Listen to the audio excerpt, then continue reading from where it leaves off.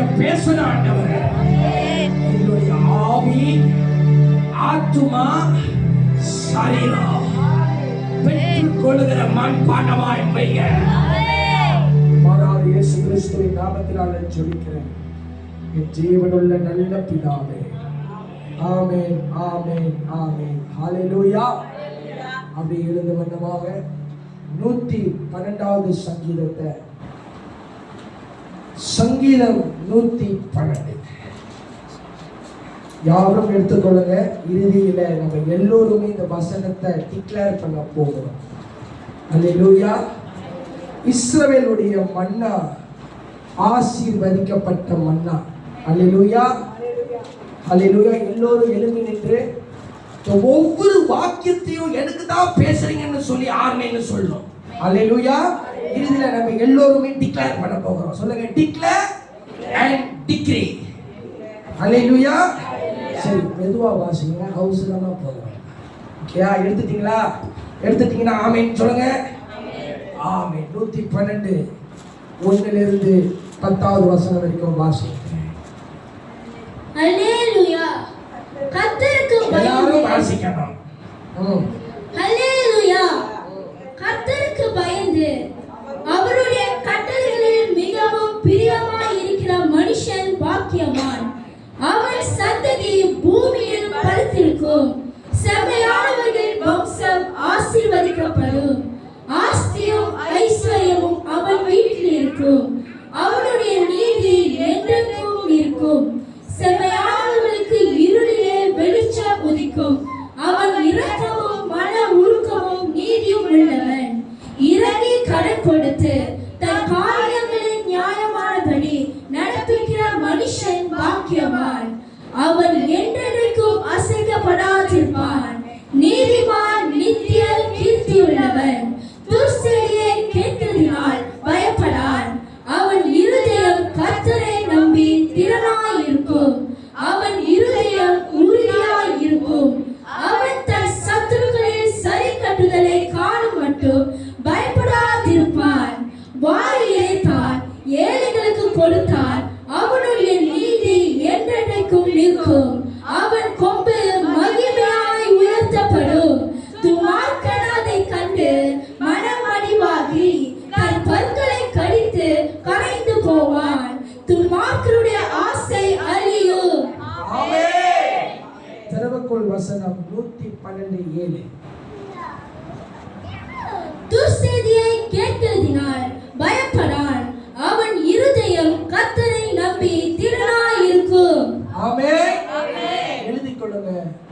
இன்னைக்குள்ள தலையங்கத்தின் உடைய வசனம் 112வது சங்கீதம் 7 112:7. Title, The righteous shall no fear of evil tidings. Hallelujah. நீதிமானே துர்ச்செய்தியை குறித்து பயப்படான். Hallelujah. எத்தனை பேர் சொல்றீங்க, நீங்களும் நானும் கர்த்தருக்குள்ளாய் நீதிமானாய் இருக்கிறோம்? அப்படி என்றால் இன்னிலிருந்து துர்ச்செய்தி நம்ம கேட்க மாட்டோம். நல்ல செய்தி தான் இன்னிலிருந்து ஆவியானவர் ரிலீஸ் பண்ணுவாராக. அமர்ந்து கொள்ளுங்கள். தமிழ்ல மறுபடிய வாசிங்க. 112 மைக் எடுத்து கீழே உட்காருங்க. ஃப்ரீயா வாசி. துர்ச்செய்தியை கேட்கிறதினால் எழுதிக் கொள்ளுங்க. துர்ச்செய்தியை கேட்கிறதினால் பயப்படான். பயப்படான். யாரு பயப்படான்? நீதிமான் பயப்படான். அவன் இருதயம் கர்த்தரை நம்பி திடனாயிருக்கும். நீதிமானுடைய இருதயம் கர்த்தரை நம்பி திடனாய் இருக்கும். அல்லேலூயா. யாராவது NIV வச்சிருந்தீங்கன்னா இங்கிலீஷ்ல இப்படி போட்டிருக்கு. நான் உங்களுக்கு 2 வெர்ஷன்ல என்ன போட்டிருக்கேன்னு உங்களுக்கு நான் காமிக்கிறேன். இங்கிலீஷ்ல முதல் NIV, they will have no fear of bad news. They will have no fear of bad news. Their hearts are steadfast, trusting in the Lord. அப்போ அந்த முதல் வாக்கியத்திலே NIV ல என்ன போட்டிருக்கு? Bad news. அதே நீங்க NKJV new Kings James version பைபிள்ல பாத்தீங்கன்னா he will not be afraid of evil tidings. tidings என்றா இங்கிலீஷ்ல மேரி கிறிஸ்மஸ் பாடுவோம்ல, good tidings to you wherever you are, good tidings for a Christmas and a happy new year. Christmas சொல்ல வரலங்க, Christmas பண்ண அவசரம். tidings என்று சொன்னால் செய்தி. ஹalleluya. உங்களுக்கு மூன்றாய் இந்த அதிகாரத்தை உங்களுக்கு நான் கிளாசிஃபை பண்ணுகிறேன் அல்லது உங்களுக்கு நான் பிரித்து கொடுக்க விரும்புகிறேன். மறுபடியும் வாசியுங்கள் 112:7. துர்செய்தியை கேட்கிறதினால் துர்செய்தியை கேட்கிறதினால் பயப்படான். ஃபர்ஸ்ட் துர்செய்தியை கேட்கிறபடினால் பயப்படான். அடுத்தது அவன் இருதயம் கர்த்தரை நம்பி திடனாய் இருக்கும். இரண்டாவது நீதிமானுடைய இருதயம் திடனாய் இருக்கும். எப்படி? கர்த்தரை நம்பி. அப்படி புரிந்து கொண்டீங்கன்னா ஆமென்னு சொல்லுங்க. ஆமென். ஹalleluya. இப்ப இந்த முதல் வாக்கியத்திலே பயப்படான், fear. இந்த ஃபியரோட ஒரிஜின் எங்க இருந்து வந்துச்சுன்னு உங்களுக்கு நான் காமிச்சு கொடுக்க போறேன். ஆர்வமா இருக்கீங்களா? ஆமென். ஃபியர் சொல்லுங்க. பயம். ஹalleluya. இது உங்களுக்கு காட்டி கொடுத்துட்டு அப்புறம் தான் முக்கியமான சப்ஜெக்ட் குள்ள வருவேன். ஹalleluya. ஆதியாகமம் 3வது அதிகாரம் வசனம் 10-11. இந்த பயம் முதலாவது எங்க origin, where is the place or where it is found, எங்க பாத்தீங்கன்னா வாசித்து பாத்தீங்கன்னா ஆதியாகமம் 3:10-11 வாசியுங்கள். அதற்கு அவன், எல்லாரும் எடுத்துக்கொள்ளுங்க. அதற்கு அவன், நான் தேவனுடைய சத்தத்தை தோட்டத்திலே கேட்டு. யாருடைய சத்தத்தை கேட்டார்களாம்? ஆதாமும் ஏவாளும் தேவனுடைய சத்தத்தை கேட்டு, நான் நிர்வாணியாய் இருப்பதினால் பயந்து, நான் நிர்வாணியாய் இருக்கிறதினால் நான் பயந்து ஒளித்து கொண்டேன் என்றான். போதும். பாவம் செய்கிறவன் தான் என்ன வரும்? எழுதிக் கொள்ளுங்க. fear comes through sin. அப்போ ஆதாமும் ஏவாளும் என்ன பாவம் பண்ணாங்க? இந்த பழத்தை போய் சாப்பிடாத. ஏவாள் இந்த பழத்தை புசித்ததினால் என்ன வந்துருச்சு? பயம் வந்துருச்சு. அதுக்கு முன்ன தோட்டத்திலே அழகாய் நடந்து அழகாய் டுயட் பாடி கர்த்தர் சமூகத்திலே இருந்த இவர்கள் அந்த உலாவி இருந்தானே சர்ப்பம், அது சாதாரண சர்ப்பம்ங்க. பைபிளை நீங்க வாசித்து பார்த்தீங்கன்னா இவன் தான் பழைய சர்ப்பம். எழுதிக் கொள்ளுங்க. ஓல்டு சர்ப்பம். மோசே போடுகிறாரு, ரோட்டு கீழே போட்டு பாம்பா வர்ற அது ஒரு வேற சர்ப்பம். பவுல் கடிச்சத அது ஒரு வேற சர்ப்பம். பைபிளை நீங்க வாசிச்சீங்கன்னா என்ன சர்ப்பம் நீங்க அண்டர்ஸ்டாண்ட் பண்ணிக்கலாம். இது என்ன சர்ப்பம்? ஏதேன் உள்ள சர்ப்பம். சரியா? அப்போ இவர்கள் பாவம் செய்ததுனால இப்போ கர்த்தர் உலாவி தோட்டத்தில் வரும்பொழுது இவர்கள் எங்க போய் ஓடி வருகிறார்கள்? ஒரு மரத்தை பின்னாடி. அப்போ இந்த பயம் என்பது பாவம் மூலமாய் வருகிறது. நீதிமான் பாவம் செய்யவே மாட்டான். அல்லேலூயா. நீதிமான் கர்த்தருக்கு முன்பாக உத்தமனாய் இருப்பான். அல்லேலூயா. அதாங்க ரோமர் நிருபம் பவுல் சொல்லுகிறாரு, பாவத்தின் சம்பளம் மரணம். பாவம் கர்த்தர் வெறுக்கிறார். ஆமென். அப்போ மரணம் என்று சொல்லும் பொழுது எழுதிக் கொள்ளுங்க.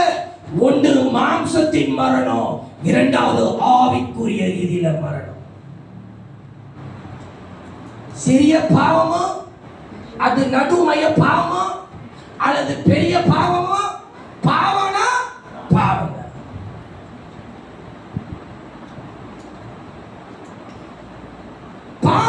செய்தா என்ன வரும்னு அடுத்தது எழுதி கொள்ளுங்க. 1 சாமுவேல் 16:14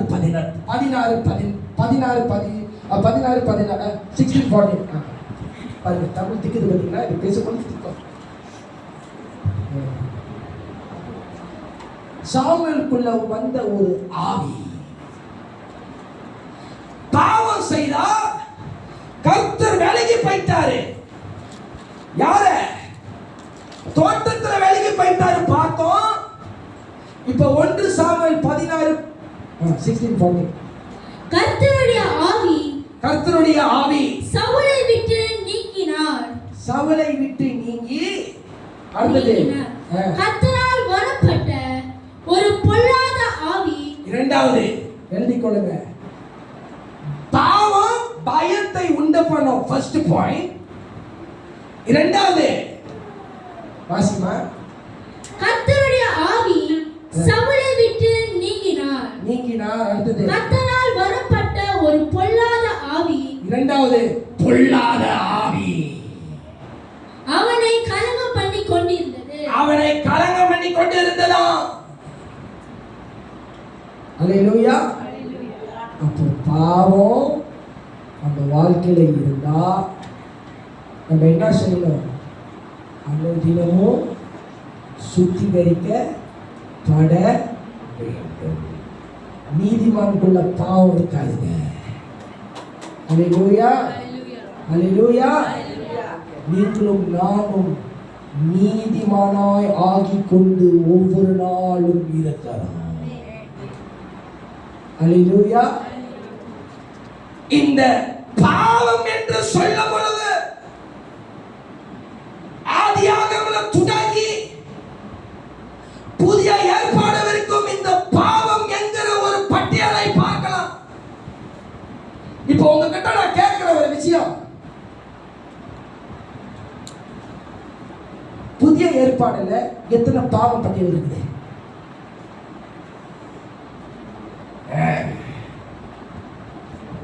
எத்தனை பாவ பட்டியல் இருக்கு புதிய ஏற்பாடுல? பழைய ஏற்பாடு விட்டுருங்க, சொல்லுங்க பாப்போம். இதை செய்யாத, இதை செய்யாத, இதை செய்யாத, இதை செய்யாத. ஹலோ, எத்தனை பேர் பவுலுடைய நிருபத்தை வாசிச்சீங்கன்னா தலையாட்டுறோமா? சரி, அதுல இருந்து ஒரு 7 பாவத்தை சொல்லு. தலையாட்டல எப்படி?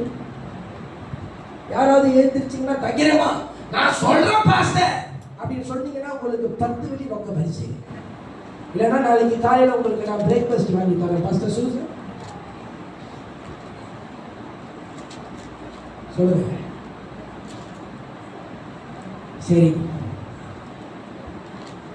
பவுல் எத்தனை நிருபத்தை எழுதினார்?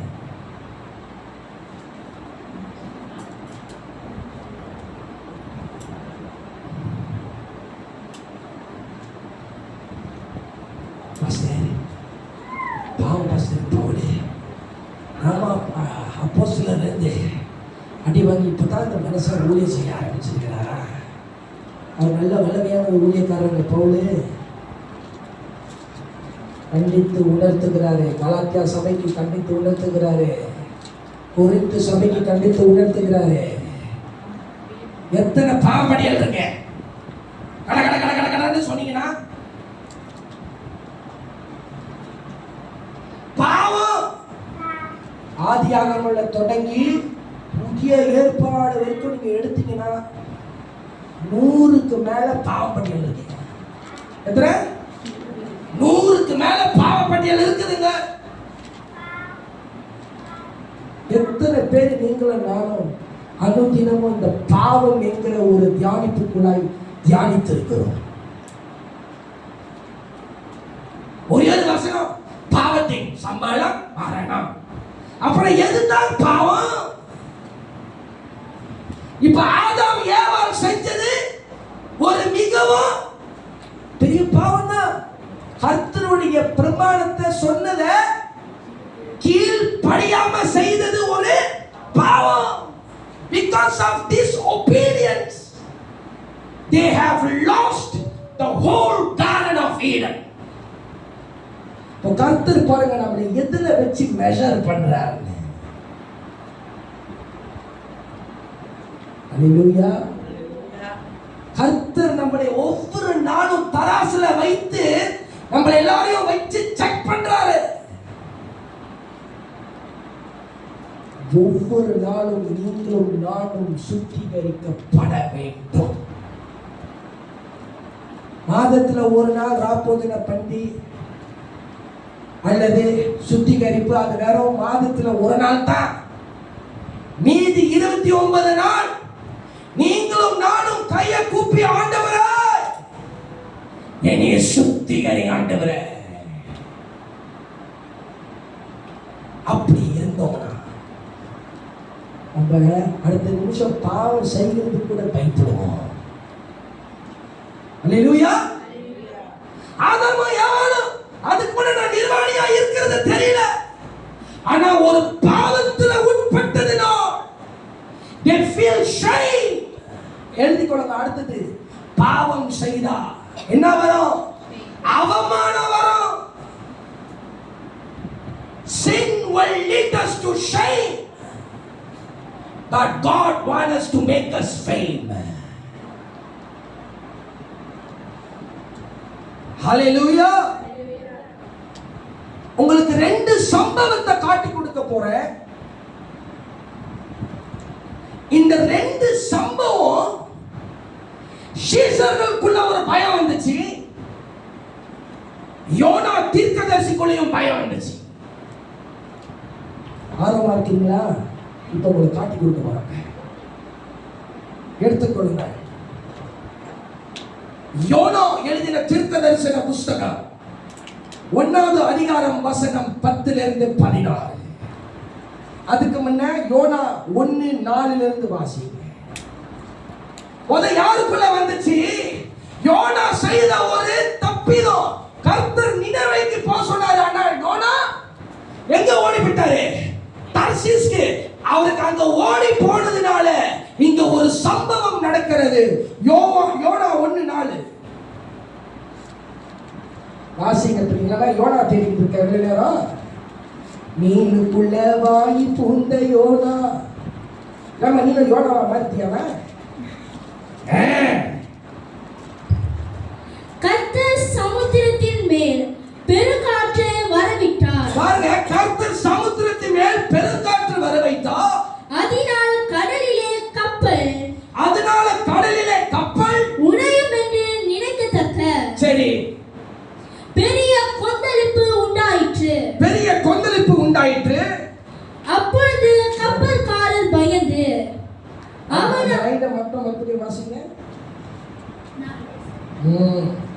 கர்த்தர் சமுத்திரத்தின் மேல் பெருங்காற்றை வரவிட்டார். அதனால் கடலிலே கப்பல் உடையும் என்று நினைக்கத்தக்க பெரிய கொந்தளிப்பு உண்டாயிற்று. அப்பொழுது கப்பல்காரர் பயந்து. எழுதிக் கொள்ளுங்க. கப்பல்காரர்கள் பயந்தார்களாம். யாரா? தீர்க்கதரிசி பண்ணின ஒரு தப்பு. கர்த்தர் சொன்னதை செய்யாததை இவர் புறம்பை செய்ததினால் the mariners got feared. இன்னைக்கு நீங்களும் நானும் கர்த்தருடைய வேலையிலே பிரயாணம் பண்ணி கொண்டு இருக்கிறோம். புயல் காற்று அடிக்கும், காற்று வீசும், கப்பல் உடையற மாதிரி தான் தெரியுங்க. ஆனா கர்த்தருடைய பேழையிலே நீங்களும் நானும் இருக்கும் பொழுது இந்த பேழை முழுகாது. அல்லேலூயா. பெற்றுக்கொள்ளுங்க ஆவியில. கர்த்தர் இதை சொல்லிட்டார்னா நீங்களும் நானும் அது கீழ்ப்படியணும். ஆதாம் ஏவாள் கீழ்ப்படியல. இங்க யோனா தீர்க்கதரிசியும் கீழ்ப்படியல. இப்ப அந்த மேரினர்ஸ்க்கு தெரியுமா? கடைசி என்ன பண்றாங்க? லாட் போடுறாங்க. இதனால யாருனால வந்துச்சு? அந்த லாட்டுக்கு யார் திரும்புது? யோனா. அப்போ கர்த்தர் நம்மளுக்கு வைத்த தரிசனத்துல இந்த பட்டணத்துக்கு நீங்களும் நானும் அது எந்த மனுஷனாலையும் தடை செய்ய முடியாதுங்க. இப்ப இந்த நினைவை அழியுதா, நீங்களும் நானும் தான் உத்தரவாதம். எனக்கு இந்த நினைவை வேண்டாம். நான் தர்சீசுக்கு ஓட போறேன்னா இதை காட்டிலும் காற்று பயங்கரமா தான் வீசும். புரியுதா? கர்த்தர் சொல்லிட்டாரு, யோனா நீங்க போவாத. இப்ப யோனாக்குள்ள என்ன வந்துச்சு? பயம்.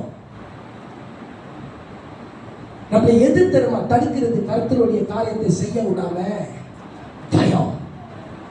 அடி வாங்கிடுவான்னு பயம், பாவத்துல விழுந்துருவான்னு பயம். ஹலோ, நீதிமான் 7 முறை விழுந்தாலும் 8வது முறை அவன் எழுந்து கர்த்தருக்கு ஊழியம் செய்தான். அல்லேலூயா. கர்த்தர் நமக்கு வைத்த தரிசனத்துல ஓடணுங்க. எனக்கு இதை வேண்டாம், எனக்கு அதை வேணாம்னு சொல்லக்கூடாது. நோ,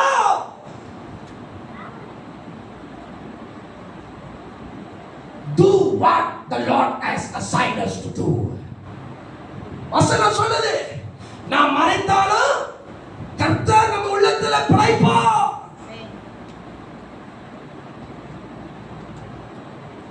அடுத்தது வாசிங்க. அப்பொழுது கப்பல்காரர் பயந்து அவனவன் தன் தேவனை நோக்கி வேண்டுதல் செய்தார். உண்மையான தேவனை வேண்டல, அவன் தன் தேவனை வேண்டுகிறான். பாரத்தை லேசாக்கும்படி கப்பலில் இருந்த சரக்குகளை சமுத்திரத்தில் எறிந்து விட்டார்கள். They throw the anchors to the sea. யோனாவோ வென்றார். கப்பலின் கீழ்த்தட்டில் இறங்கி போய் யோனா என்ன பண்றாரு? மேல கலவரம் உண்டாயிட்டு இருக்கு. யோனா நான் கீழே போய் உட்கார்ந்துக்கிறேன். அங்க போய் என்ன பண்றாரு பாருங்க இந்த யோனா தீர்க்கதரிசி. கப்பலின் கீழ்த்தட்டில் இறங்கி போய் படுத்துக் கொண்டு என்ன பண்றாரு பாருங்க. அயர்ந்த நித்திரை பண்ணான். இந்த ஆளுக்கு கொழுப்பா கொழுப்பு இல்லையா?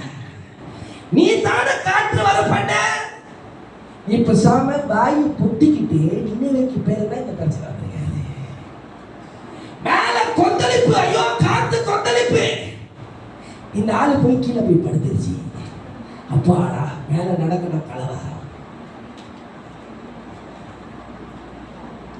இன்னைக்கு சில நேரத்துல நீங்களும் நானும் இந்த யோனா பைந்தாங்கோலி மாதிரிதான்.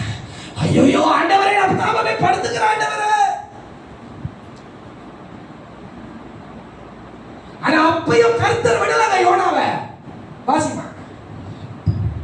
அப்பொழுது மாலுமி அவனிடத்தில் வந்து நீ நித்திரை பண்ணுகிறது என்ன?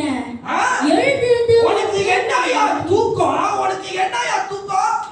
மேல கொந்தளிப்பு நடந்துகிட்டு இருக்கு, பிரச்சனை நடந்துகிட்டு இருக்கு. உன்னால யோ நீ தூங்க முடியுமாயா? உனக்கு என்னையா தூக்கம்? இந்த மெரினஸ் கேக்குறாங்க. எழுந்திருந்து உன் தேவனை நோக்கி வேண்டிக் கொள். பாருங்க, இவன் சொல்றான், ஏய் யோனா தீர்க்கதரிசியே, எழும்பி உன் தேவனுக்கிட்ட நீ வேண்டிக் கொள்ளு. நாம் அழிந்து போகாதபடிக்கு. ஐயோ, நம்ம அழிந்து போக கூடாது. சுவாமி ஒருவேளை நம்மை நினைத்தருளுவார் என்றான். அந்த வாக்கியத்தை மட்டும் வாசி. நாம் அழிந்து போகாதபடிக்கு சுவாமி ஒருவேளை நம்மை நினைத்தருளுவார். என்ன இருக்கு? சுவாமி. என்னது? வாசிமா. நீ சந்திக்கமா பாக்குறாங்க. மறுபடியும் வாசி. நாம் அழிந்து போகாதபடிக்கு சுவாமி ஒருவேளை நம்மை என்ன போடுதுமா தமிழ் பைபிள்ல? சுவாமி. நான் சொல்லலங்க. என்ன சொல்லுதுமா? சுவாமி. என்னது? சுவாமிலமா? சுவாமி. சுவாமி நம்மை நினைத்தருளுவார் என்றான். ஐயோ, உன் தேவன் எங்களை நினைத்தருளுவார் என்றார். அடுத்தது, அவர்கள் யார் நிமித்தம் இந்த ஆபத்து நமக்கு நேரிட்டதென்று நாம் அறியும்படிக்கு சீட்டு போடுவோம் வாருங்கள் என்று ஒருவர் சொல்லிக் கொண்டு சீட்டு போட்டார்கள். சீட்டு போடும் பொழுது என்ன நடந்துச்சு? யோனாவின் பேருக்கு சீட்டு விழுந்தது. ஆஹா, நம்ம கர்த்தர் நீதிபரரா இல்லையாங்க? இந்த ஆளு தூங்கி கொண்டு நல்லா உறங்கி கொண்டையோ, நீ தூங்காத, யோனாலதான் கலவரமே வந்துச்சு, நீ வா. இப்ப யோனாக்கு சீட்டு விழுந்ததுனால என்ன நடந்துச்சு? அப்பொழுது அவர்கள் அவனை நோக்கி நோக்கி யார் நிமித்தம் இந்த ஆபத்து நமக்கு நேரிட்டதென்று நீ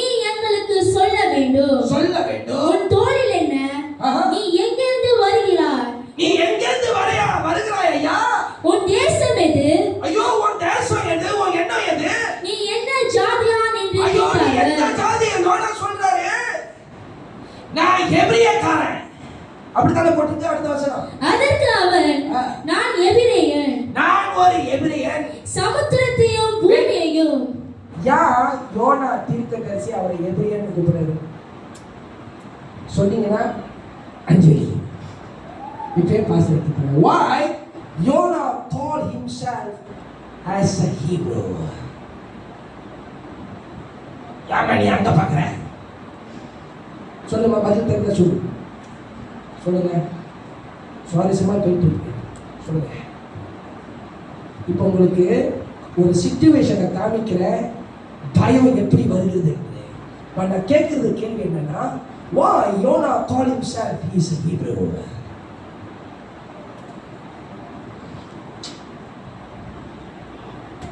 யோனாவிலே பெரியவர். புதிய ஏற்பாட்டில் வாசிக்கிறோம். அது ஆன்சர் கிடையாது. Why Jonah called himself as a Hebrew? எத்தனை பேர் படிச்சிருக்கீங்க? விசுவாசம் நீங்கள் எல்லாரும் யோனா கதையை படிச்சிருக்கீங்க. சண்டே ஸ்கூலில் மீனை வெறிஞ்சி இதெல்லாம் நாங்கள் வரைவோம். மீனை வெறிஞ்சி யோனா உள்ளுக்கு போகிற மாதிரி வரைஞ்சி யோனா இந்த பேடி எனக்கு ஒன்றும் ஞாபகம் இருக்கு. சரி, why Jonah called himself as a Hebrew?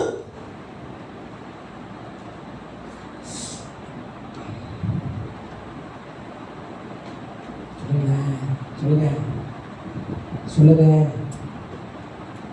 பழைய ஏற்பாடு எந்த மொழியில் எழுதப்பட்டிருக்கிறது? எபிரியன் மொழிங்க. மோசே ஒரு ஹெபிரியன், யோனா ஒரு ஹெபிரியன். That's why he himself called I am a Hebrew. யோனா கிரீக்ல கூப்பிட்டுக்கலாம்ல. அப்ப பழைய ஏற்பாடு எந்த நிலநாட்டத்தில் எழுதப்பட்டிருக்கிறது? எபிரியர் மொழி. That's why he declared himself I am a Hebrew. பழைய ஏற்பாடு context was written in the Hebrew language. That's why he called himself as a man of Hebrew.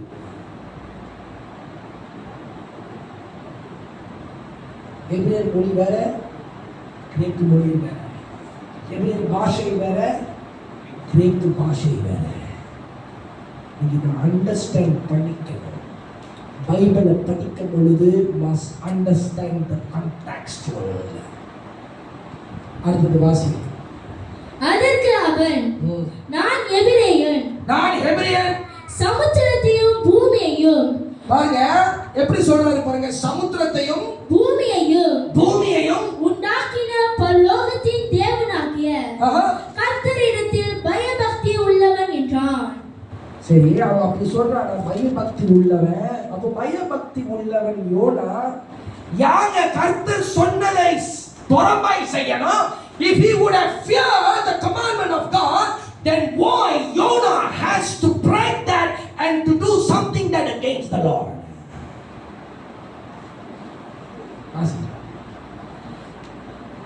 அவன் கர்த்தருடைய சமூகத்தினின்று விலகி ஓடி போகிறவன் என்று தங்களுக்கு அறிவித்ததினால். Because he confessed. அடுத்தது ஒரு confession பண்றான். என்ன தெரியுமா?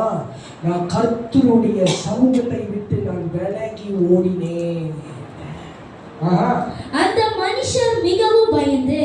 பாருங்க, யோனா அந்த மனுஷர்கள், the mariners also got feared and Jonah also goes undergone the fear.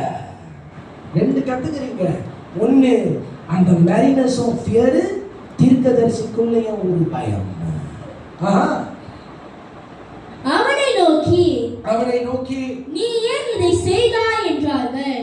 அவர்கள் கேட்கிறாங்க, யோனா நீ ஏன் இது செய்த யோனா? சில நேரத்துல கர்த்தர் நம்மளை கேட்கிறதுக்கு காட்டிலும் தேவ மனுஷர்கள் அல்லது ஊழியக்காரர் நம்மளை கேட்பாங்க, உன்னை நான் இதை செய்ய சொன்னேன், நீ ஏன் அதை செய்யாம நீ புறம்பாய் செய்த? சில நேரத்துல ஏன் தெரியுமா ஊழியம் ஃபெயிலியர் ஆகுது? You know why?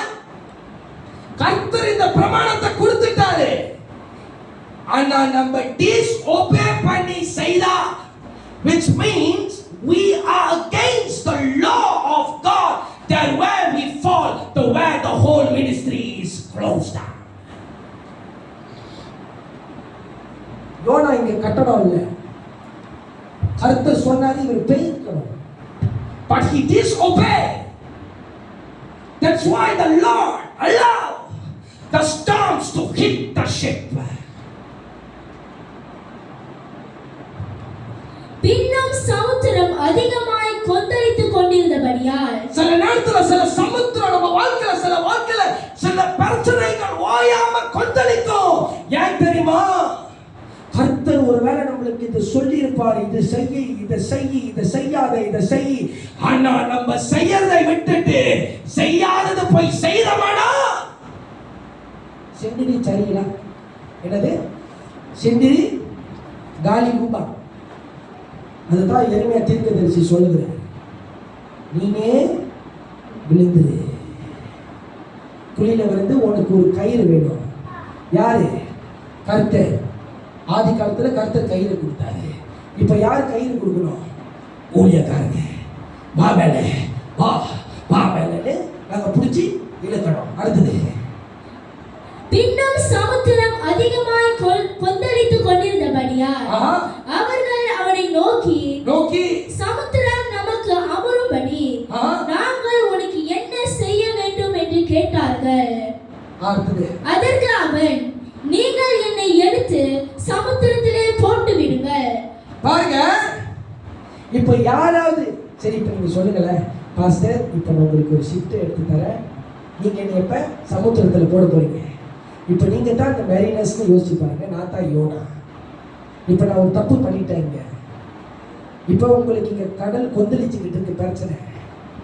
இப்ப நீங்க எனக்கு சீட்டு போடுறீங்க, எனக்கு விழுந்துருச்சு.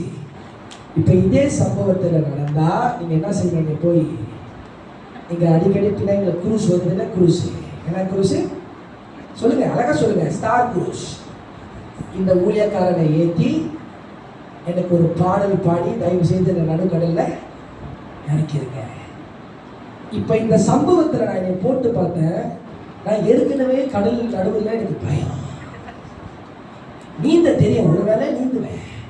இந்த நடு கடல்ல நான் மாட்டிக்கிட்டு முடிச்சா எந்த மீன் என்னை வந்து விளக்கமோ தெரியும், ஷார்க் வந்து என்னை வைக்கிறோம். என்னது?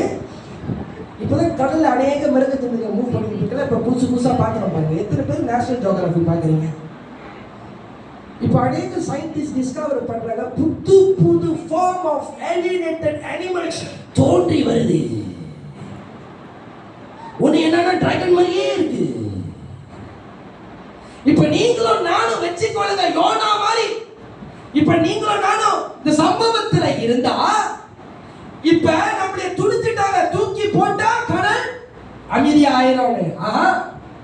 அதற்கு அவன், நீங்கள் என்னை எடுத்து சமுத்திரத்திலே போட்டு விடுங்கள், அப்பொழுது சமுத்திரம் உங்களுக்கு அமர்ந்திருக்கும். போதுங்க, போதும், நம்ம போட்டாச்சு, சமுத்திரம் அமைதியாகிடுச்சு.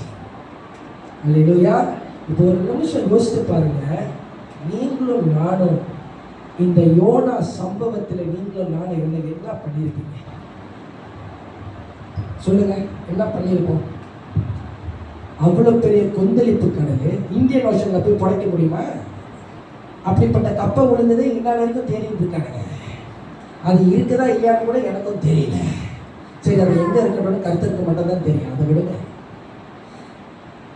இப்ப இந்த இந்தியன் ஓஷன்ல நீங்களும் நானும் போய் விட்டா சரி பரவாயில்ல, அது விடுங்க. சவுத் சைனா சீல நீங்களும் நானும் போய் கொந்தளிப்புல போட்டா எப்படி இருக்கும்? நடுக்கடல்ல யோனா மாதிரி ஒரு மீன் வந்து நம்மளை காப்பாத்திருக்கோமா? அல்லது யோனா வந்து அந்த மீனுக்குள்ள இருந்து அப்ப பொழைச்சிட்டாரு, ஏன்னா கர்த்தரே அப்பதான் அவர் வருந்துகிறாரு, நான் தப்பு பண்ணிட்டேன், நீங்க சொல்றப்பே நான் செய்திருக்கணும், என்னைய மன்னிச்சிருங்க ஆண்டவரே. யோனா உள்ள, ஐயோ வயிற்றுக்குள்ள மீன் பாவுங்க, மீனுக்கு தெரியுமா யோனா இருக்குதானா இல்லையான்னு? ஒரு வேலை தெரிஞ்சு முடிஞ்சிருச்சு போல, அட்டி வயிறுல போய் கொடுக்குறாரு. அப்போ நான் சூப்பர் புக் பார்த்தேங்க, சூப்பர் புக் பார்ப்பீங்களா? நான் பார்த்தேன், யோனா கதையில் இருக்கும். ஆனால் கொஞ்சம் டெக்னாலஜி எடுத்துருக்கிறாங்க. யோனா போய் அந்த மீன் வயிற்றுக்குள்ள இருக்கும்பொழுது உள்ளுக்கு டார்ச் லைட் இருந்தான். நான் இங்கே படிக்கும் பொழுது இல்லையே, இந்த ஆள் டார்க்னஸில் போட்டுக்கு கொஞ்சம் டிசைன் பண்ணி வச்சிருக்காங்க சூப்பர் புக். சரிங்க, யோசித்து பாருங்க. இதுலேருந்து என்ன தெரியுமா கற்றுக்கணும்? கர்த்தர் சொன்னதை செய்தா ஆபத்துல இருந்து தப்பிச்சிருக்கோம். கர்த்தருக்கு புறம்பாய் செய்தா மீன் வயலெல்லாம் போய் போட மாட்டார். ஏதோ ஒரு சூழ்நிலையை போட்டு நம்மளுக்கு பார்பிக்யூ பண்ணி நம்மளுக்கு உணர்வை கொடுத்து தான் சரி வரது அப்போ வருது. அல்லேலூயா. இப்போ பாவத்தினால வந்த விளைவுகளை பாருங்க. யோனா செய்த ஒரு பாவம். அவர் ஒரு தீர்க்கதரிசி. ஆய்வாளர்கள் என்ன தெரியுமா சொல்றாங்க? யோனா அத்தனை தீர்க்க தரிசனம் சொன்ன யோனா எல்லா தீர்க்க தரிசனமும் நிறைவேறல. தியோலஜியன்ஸ் ரிசர்ச் பண்ணி சொல்றாங்க, யோனா எத்தனையோ தீர்க்க தரிசனம் சொன்னாங்க. some fulfilled, some are not fulfilled. அதுக்கு அவர் தீர்க்க தரிசி இல்லாம ஆயிடுச்சா?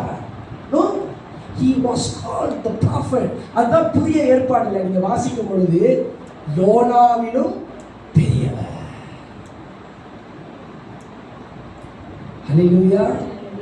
இதுதாங்க ஒரு சம்பவம் நம்ம வாழ்க்கையில நடக்குதுன்னா, ஒரு டிஸ்ஒபீடியன்ஸா இருந்தா கூட கர்த்தர் நம்மளை ஏதோ ஒரு காரியத்தில் வைத்து நம்மளைய டச் பண்ணி நம்மளை உணர வைத்து இதுல நீ தப்பு பண்ணிட்ட, இதுலேருந்து நீ மன திறப்பு. அதை தாங்க உணர்த்துறதுக்கு ஒரு மேய்ப்பன் தேவை. அதுக்குன்னு மேய்ப்பன் தப்பு பண்றதுனால நீங்களும் உணர்த்தணும். அதுதான் சபை. அதுக்கு மேல தான் கர்த்தர் பாவத்தையும் கண்டித்து உணர்த்துகிற தேவன். அல்லேலூயா.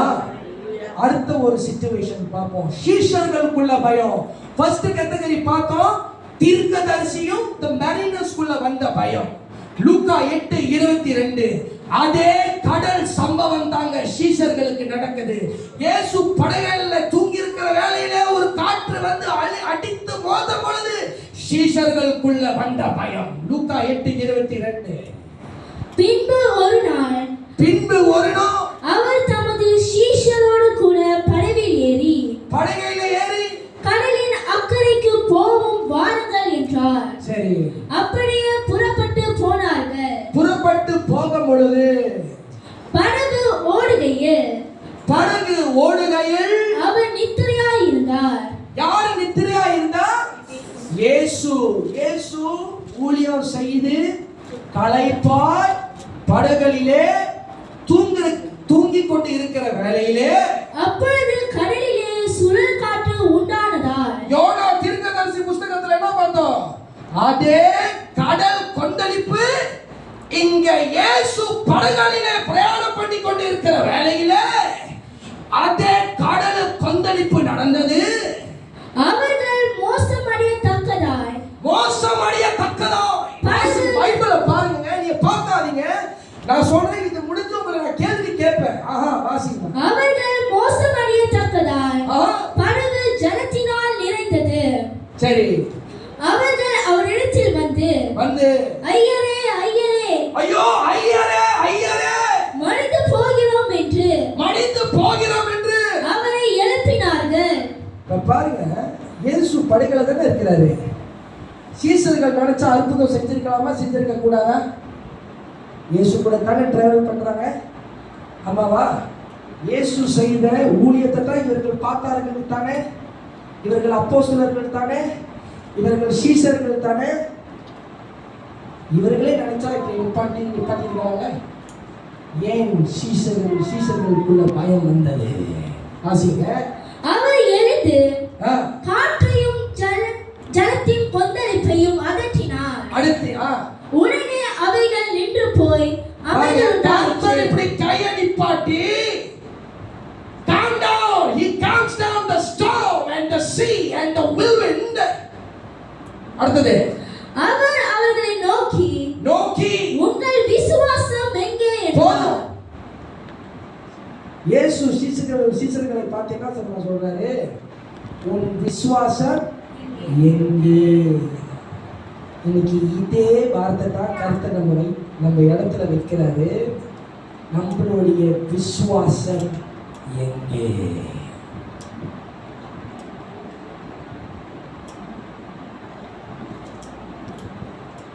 நம்மளுடைய விசுவாசம் எங்கே?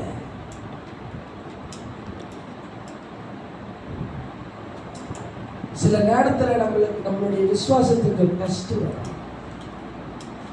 ஊழியத்துக்கு டெஸ்ட் வரும், தனிப்பட்ட வாழ்வில் டெஸ்ட் வரும். ஐயோ ஆண்டவரே என்னால் முடியாது, இதை என்னால் கடக்க முடியாதுன்னு சொல்லிட்டா அப்படின்னா நம்மளுடைய விசுவாச பரீட்சை failed. No I don't want இந்த வார்த்தை சொல்லிட்டாலே ஐ டோன்ட் வாண்ட் என்று சொல்லிட்டாரு, which means we are failed in the test of faith.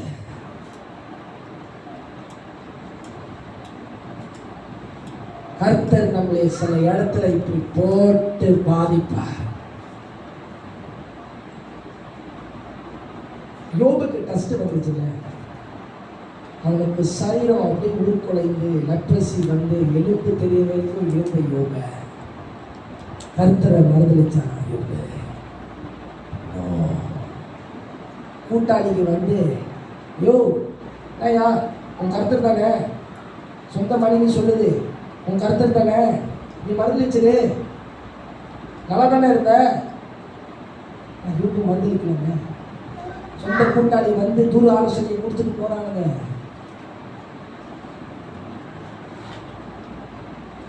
விசுவாச பரீட்சையில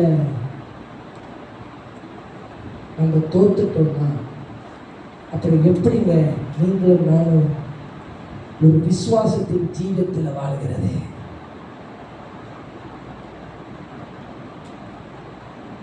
நான் எத்தனை தடவையோ நான் நினைச்சு இந்த ஊழியத்தை குறித்து அழுந்த நாட்கள் உண்டு. கர்த்தர் சமூகத்தில் நான் அழுந்த நாட்கள் உண்டு. இந்த ஊழியமே விட்டுட்டு போயிடலாம் அந்த முடிவுக்குள்ளலாம் நான் இருந்தேன்.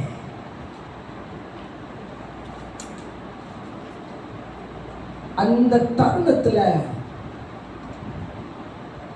ஆவியானவர் என்னோட பேச ஆரம்பித்தார். நான் உன்னை அழைத்த நோக்கம் வேறு. உடைவு வந்துச்சு, சோர்வு வந்துச்சு, அவமானம் வந்துச்சு, துரோகம் வந்துச்சு, பின்னால பேசினவர்கள் அநேக, என்னை துன்பப்படுத்தின அநேக, என்னை உடைத்தவர்கள் அநேக, நன்மை பெற்று போகிற அநேக, இவ்வளவு நடந்தும் எனக்குள்ள ஒரு கேள்வி வந்துச்சு. ஒருவேளை நான் அந்த ஊழியத்துல நான் இல்லைன்னா நான் ஆசீர்வாதமா இருந்திருப்பேனே. எனக்குள்ள ஒரு லட்சியம் வந்துச்சுங்க. I want to do something else better. நான் வாங்கின அடி எலும்பு முடியாம செல்ல காலம் உண்டு. என் விசுவாசத்தை கர்த்தர் டச் பண்ணி எடுத்தார். He rebuked me into pieces. He touched me into pieces. ஒரே ஒரு வார்த்தை தான் எனக்கு வந்துச்சு. உன்னை அழைத்தவர் நான் உண்மை உள்ளவர். இந்த பட்டணத்துக்கு எனக்கு ஒரு தரிசனம் வந்துச்சுங்க. ஒரு இரவு ஆவியானவர் இதை பெர்மிட் பண்றதுனால நான் சொல்றேன். இந்த பிணங் கடலிலே நான் தூரமாய் இருந்து அந்த கடல் தண்ணி இதற்கு மூழ்கிட்டு, இந்த கடல் தண்ணி மூழ்கிட்டு அநேக பிணங்களை நான் பார்த்தேன். அநேக பணம் இந்த தீவிர பிரேம் நடந்து கொண்டு போயிருந்தது. ஒரு அதிகாலையில் ஆவியானவரை உள்ளத்தில் தட்டி எழுப்பினார். நீ வேணான்னு சொன்னீங்க. இந்த பட்டணத்தில் அநேக மரணங்கள் இருக்க போகிறது. யார் இவர்களுக்காக எழும்பி ஜெபிப்பார்? என்னால் இல்லாததுக்கும் அந்த தரிசனத்தை என்னால் மறக்க முடியல. நான் இதெல்லாம் வேணான்னு சொல்லி எடுத்து வைக்கிற நேரமெல்லாம் இந்த சம்பவம் அல்லது இந்த தரிசனத்தை கர்த்தர் எனக்கு முன்பாக வைக்கிறார். அப்பொழுது நான் கர்த்தர் சமூகத்தில் நான் மனம் திரும்ப ஆரம்பித்தேன். நான் உனக்காக கடைசி வரைக்கும் நான் ஓடுவேன். என்ன நடந்தாலும் சரிதான். ஒரு ஆத்மாவுக்கு நான் பரிந்துரைத்து ஜெபிக்கிறேன். அந்த ஆத்மாவை பரலோகத்துக்கு சேர்க்கிறதுக்கு என்னைய தேர்ந்து எடுத்திருக்கிறீங்க அப்படின்னு சொல்றீங்களா, அதை நான் செய்கிறேன். இந்நாள் வரைக்கும் கர்த்தர் இந்த ஊழியத்தை நடத்தி வந்தார். இந்த ஊழியம் அடைக்க போகிற நேரத்தில் அடைச்சிடலாம் சொல்லிட்டு அடைச்சிடலாம், வேண்டாம். இவ்வளோ அட்டி வாங்கணும் வேண்டாம், இவ்வளோ புதவிடுறாரு வேண்டாம். அந்த ஸ்மால் ஸ்லீட்ல ஒரு வெளிச்சம் தான் இந்த ஊழியமை நடத்தி வந்தது. தேவ மனுஷன் இல்லைன்னா இன்னைக்கு நான் இல்லை, இன்னைக்கு நீங்க இல்லைன்னா நான் இங்க இல்லை. உங்களுக்காக ஒரு ஊழியக்காரனை நான் நின்று இருக்க முடியாது. இந்த பட்டணத்துக்காக நான் பேசியிருக்க முடியாது, பரிந்துரைத்து ஜெபித்திருக்க முடியாது. யோனா செய்த தப்பு, கடைசியாக யோனா மன திரும்புறான். அந்த மன திரும்புதலுக்குள்ளதான் நீங்களும் நானும் வரணும். யோசித்து பாருங்க, இன்னைக்கு நீங்களும் நானும் இன்னைக்கு திருச்சபையில் உட்கார்ந்திருக்கிறோம். அநேக ஆத்மாக்கள் ஐசியூல இருக்கிறது, அநேக ஆத்மாக்கள் மரித்து போயிருக்கிறது, மரித்து போய் கொண்டு இருக்கிறது. ஒரு ஜீவன் போனா நம்ம கணக்கு கொடுக்கணுங்க. ஒரு ஜீவன் போனா நம்ம தாங்க கணக்கு கொடுக்கணும். இன்னைக்கு யுத்தம் நடக்குதுங்க மிடில் ஈஸ்ட்ல. எத்தனையோ பேர் மறைத்து போயிட்டாங்க. இன்னைக்கு நம்ம நல்லா உட்கார்ந்து இருக்கோம், கர்த்தர் சமூகத்துல உட்கார்ந்து ஆராதிக்கிறோம். கொடிய காலம் வருது, திருச்சபை கதவுகள் மூடப்படும், ரோபோட்கள் நாட்கள் வருகிறது, பஞ்ச காலம் வருகிறது. 2 ராஜாக்கள் வாசித்து பாருங்க, அதுல நடக்கிறது. இப்ப சைனால நடந்து கொண்டு இருக்கிறது. பயமா இருக்கு. என் ஆத்மாவுக்கு நான் தாங்க உத்தரவாதம், இந்த பட்டணத்துக்கு நீங்களும் நானும் தான் உத்தரவாதம். இன்னைக்கு யோனா செய்த தப்பு நீங்களும் நானும் செய்தா கர்த்தர் நம்ம மேல வைத்த தரிசனம் இல்லாமல் போய் இன்னைக்கு கர்த்தர் நம்ம இல்லைன்னா வேற ஒரு ஆள் எழுப்பி கர்த்தர் ஊழியத்தை நடத்த முடியும். அப்படிப்பட்டவர் கர்த்தர். ஏன்னா கர்த்தருடைய அசைன்மெண்ட் இந்த பின்னங்களை நடந்தே ஆகும். அப்போ கர்த்தர் நம்மளுக்கு கொடுத்த ரைச்சஸ் என்கிற ஒரு பட்டம் இழந்து பெறுவாங்க. அது தாங்க நீதிமானுடைய கிரீடம். நீதிமானுடைய கிரீடம் வேணும்னா, அதுக்காக வாஞ்சிக்கணும்னா, மற்றவங்களையும் இந்த நீதிக்குள்ள நடத்துறதுக்காக நீங்களும் நானும் இருக்கணும். ஒரு ஆத்மா அழியுது, யோ சிறிய பிள்ளை மறுத்து போறானே, இவனுக்காக யார் ஜெபிப்பா? நீதிமானுடைய வேலை மற்றவங்களுக்கு ஜெபிக்கிற வேலை தான் நீதிமான். அவனை இருளிலிருந்து விடுதலையாக்கி அவனை வெளிச்சத்தில் நடத்துகிறதா நீதிமான். அதுதான் நீதிமொழிகள் 1வது அதிகாரத்தில் வசனம் சொல்லுது. நீதிமான் சாலமோன் எழுதுகிறார், நீதிமான் என்றார் ஒரு புத்திமான். ஆனா இன்னைக்கு நீதியை விட்டு அந்நீதியாய் இருக்கிற சில கூட்டம் உண்டு. கர்த்தர் ஆபிரகாம் கிட்ட 17வது அதிகாரத்துல ஆதியாகம வசனம் சொல்றாரு, ஆபிரகாம் நீ உத்தமனாய் நட, நீ உத்தமனாய் இரு ஆபிரகாமே. ஏன் கர்த்தர் அப்படி சொல்லணும் தெரியுமா? அதுக்கு முன்னாடி நம்ம ஆபிரகாம் ஐயா வேற நிறைய வேலை பண்ணிட்டாரு, எத்தனையோ தப்பு பண்ணிட்டாருங்க. ஆனா கர்த்தர் சொல்றாரு, நீ நீதிமான் தானே ஆபிரகாம், உனக்கு ஆசீர்வாதத்தெல்லாம் கொடுக்குற. அது மிகவும் முக்கியமான ஒரு கட்டளை. நீ நீதிமானாய் நட, உத்தமனாய் நட. ஹல்லேலூயா. இதிலிருந்து பயத்தை பார்க்கிறோம். ஹல்லேலூயா. பாவம் மூலியமாய் வருகிற பயம். 2 சம்பவத்தை உங்களுக்கு நான் காட்டி கொடுத்தேன். ஒன்று யோனா தீர்க்கதரிசி, 2வது சீஷர்கள். நீ கர்த்தர் கேட்கிற ஒரே ஒரு கேள்வி எழுதி கொள்ளுங்க. நம்மளுடைய விசுவாசம் எங்கே? நம்மளுடைய விசுவாசத்தின் ஜீவியம் எங்கே? விசுவாசத்தின் என்கிற ஒரு கேடகம் எங்கே? என் வாழ்க்கையில நீங்க கொடுத்த அத்தனை ஆசீர்வாதமும் ஆண்டவரே உம்மால தான் வந்தது.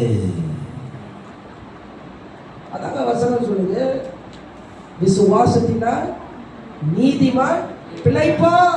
ஒரு நீதிமான் பிழைக்கணும்னா முதலாவது என்ன இருக்கணும்? கர்த்தருக்குள்ள விசுவாசமாய் இருக்க வேண்டும். 2வது விசுவாசத்தின் ஜீவியத்தில் கட்டப்பட வேண்டும். இயேசு செஞ்ச ஊழியம் விசுவாசத்தின் ஜீவியத்தின் ஊழியம். சீஷர்கள் செய்த ஊழியம் விசுவாசத்தின் ஜீவியம் என்கிற ஊழியம்.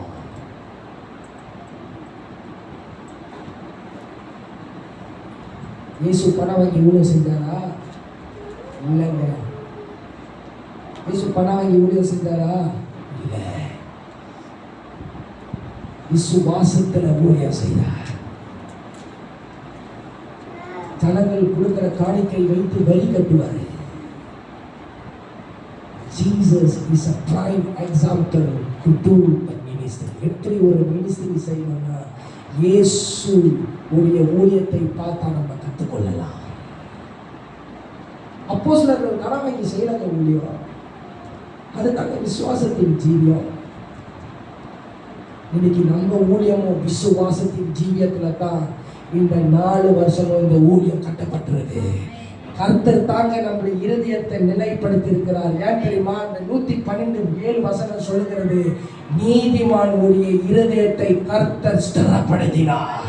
கர்த்தர் நம்முடைய இருதயம் எல்லாம் ஸ்திரப்படுத்தினால தான் சபை நிலை நிறுத்தப்படுகிறது. ஒரு 2 சம்பவத்தை பார்த்து நான் முடிக்க விரும்புகிறேன்.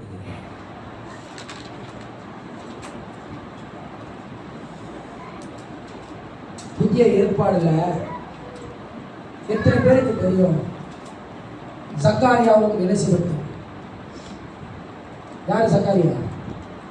பழைய ஏற்பாடு சக்காரியா தீர்க்கதரிசி. சக்காரியா யாரு? திருப்பாதீங்க. Who is Sakariya? யார் எலிசபெத்?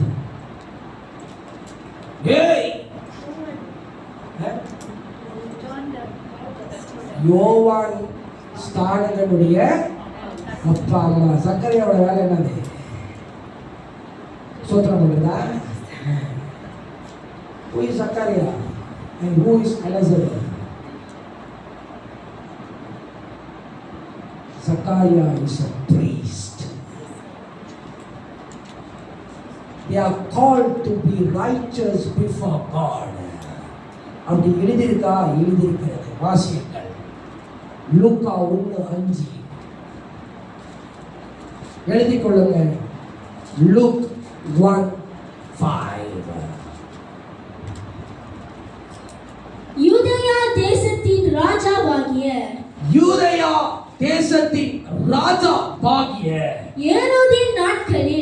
ஹேரோதியா நாட்களிலே அபியா என்னும் ஆசாரிய வகுப்பில் சகரியா என்னும் பேர் கொண்ட ஆசாரியன் ஒருவன் இருந்தான். எழுதிக் கொள்ளுங்க. Sakariya is a priest. அவன் மனைவி ஆரோனுடைய குமார்த்திகளில் ஒருத்தி. சரி. அவள் பேர் எலிசபெத். அவர்கள் இருவரும் கர்த்தரிட்ட சகல கற்பனையின்படியேயும். எழுதிக் கொள்ளுங்க. நீதிமான் உள்ளவர்கள் ஃபர்ஸ்ட் பாயிண்ட் என்ன? எப்படி இருப்பார்களா? மறுபடியும் வாசிக்குமா? அவர்கள் இருவரும் கர்த்தரிட்ட சகல கற்பனைகளின்படியேயும். They walked in all commandments. Zachariah and Elizabeth, they walked in the commandment that God has given them. அடுத்தது நியமங்களின்படியேயும் ordinance of the Lord. குற்றமற்றவர்களாய் நடந்து எழுதிக் கொள்ளுங்க, blameless walk. தேவனுக்கு ஒரு நீதிமானாய் இருக்கணும்னு சொன்னா, if a righteous person has to be called, means you have to walk in a blameless life. தேவனுக்கு முன்பாக நீதியுள்ளவர்களாய் இருந்தார்கள். எழுதிக் கொள்ளுங்க, they both live in a righteous life. அப்போ இவர்கள் நீதியாய் இருந்தபடியினால் இவர்களுக்கு ஒரு நல்ல செய்தி. நம்ம ஆரம்பத்துல வாசித்தோமே, the righteous shall not be afraid of bad news. அப்போ நீங்களும் நானும் நீதியாய் இருக்கிறீங்கன்னா நல்ல செய்தி வருது. சக்காரியாவுக்கும் எலிசபெத்துக்கும் நல்ல செய்தி வந்துச்சுங்க. வாசிங்க. எலிசபெத் மனைவியாய் இருந்தபடியினால் Elizabeth, she was a barren. அவர்களுக்கு பிள்ளை இல்லாதிருந்தது. Oh, Elizabeth was barren. She has no child. இருவரும் வயது சென்றவர்களாயும் இருந்தார்கள். Both of them advanced in age. வயது உள்ளவர்களாய் இருந்தார்கள். அப்படி இருக்க அவன் தன் ஆசாரிய வகுப்பின் முறைப்படி தேவ சந்ததியிலே ஆசாரிய ஊழியம் செய்து வருகிற காலத்தில் சரி ஆசாரிய ஊழிய முறைமையின்படி சரி அவன் தேவாலயத்துக்குள் பிரவேசித்து தூபம் காட்டுகிறதுக்கு சீட்டை பெற்றான். சரி தூபம் காட்டுகிற வேளையிலே பாருங்க, ஒரு ஆசாரியனோட வேலை அவன் போய் பலிபீடத்துல தூபத்தை காட்ட வேண்டும். இப்போ புதிய ஏற்பாடு சபையில நீங்களும் நானும் தூபத்தை காட்ட வேண்டும் என்று சொன்னால் என்னது? ஜெபஜீவியம். அடுத்தது தூபம் காட்டுகிற வேளையிலே ஜனங்கள் எல்லாரும் கூட்டமாய் வெளியே ஜெபம் பண்ணி கொண்டிருந்தார்கள். சரி அப்பொழுது கர்த்தருடைய தூதன் ஒருவன், பாருங்க, கர்த்தருடைய தூதன் ஒருவன் தூப பீடத்தின் வலது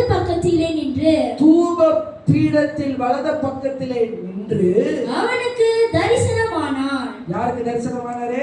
எலிசபெத்துக்கு அல்ல, சக்காரியாவுக்கு தூதன் தரிசனமாகி சகரியா அவனை கண்டு கலங்கி பயப்பட்டான்.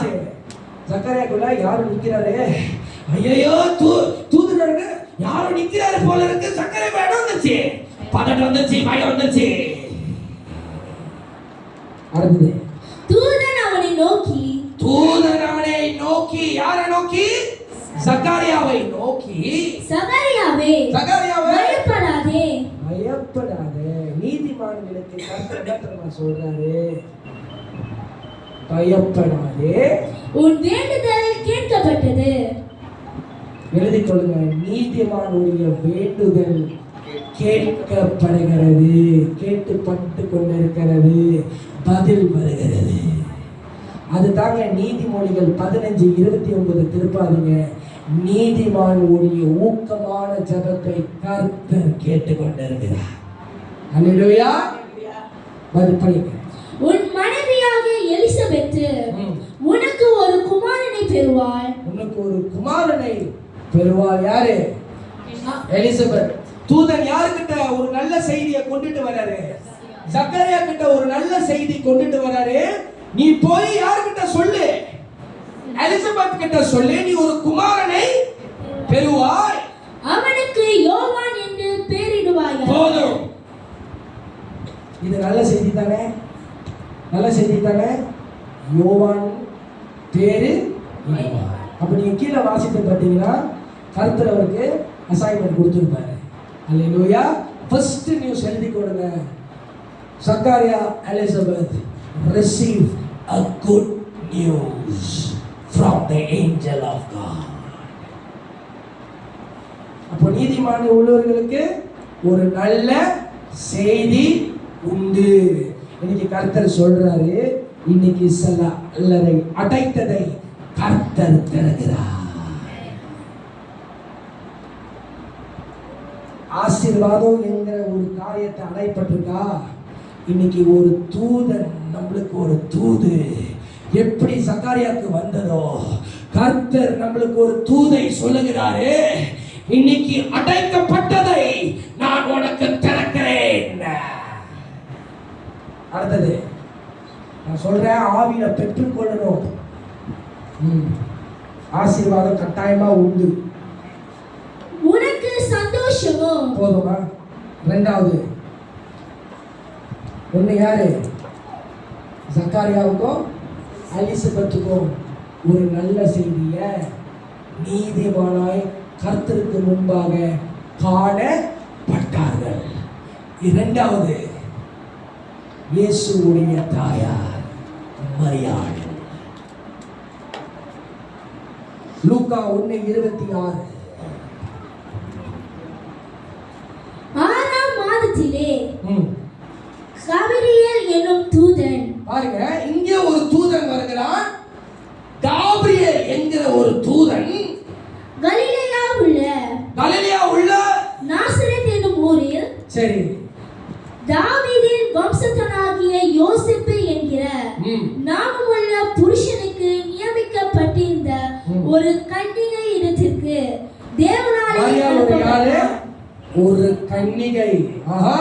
அந்த கன்னிகையின் பேர் மரியாள். சரி. அவள் இருந்த வீட்டில் தேவதூதன் பிரவேசித்து.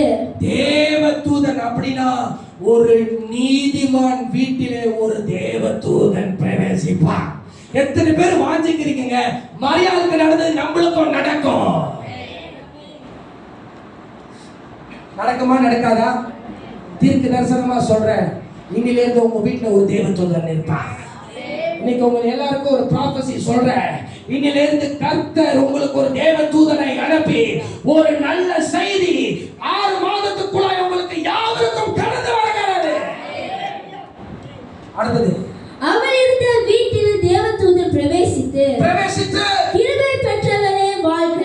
போதும், நீதிமான் உள்ளவன் கிருபை பெற்றவன்.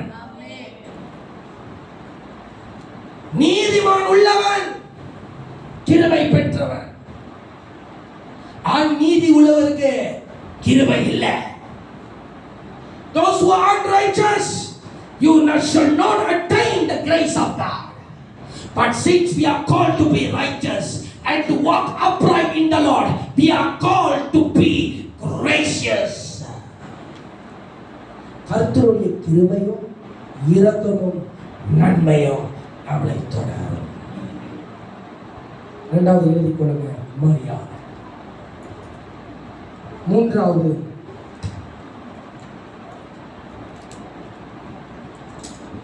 இந்த பாயிண்ட நீங்க ஜெபத்துல தான் ரிசீவ் பண்ண போறீங்க. இப்ப இதுக்கு முன்ன பிரசங்கித்த பாயிண்ட்ஸ் எல்லாம் கொஞ்சம் கடகடன்னு இருக்கா? அப்படி சொல்லுங்க. நீதிமானுக்கு என்னென்ன வரும்? புக்கை பார்த்து சொல்லுங்க.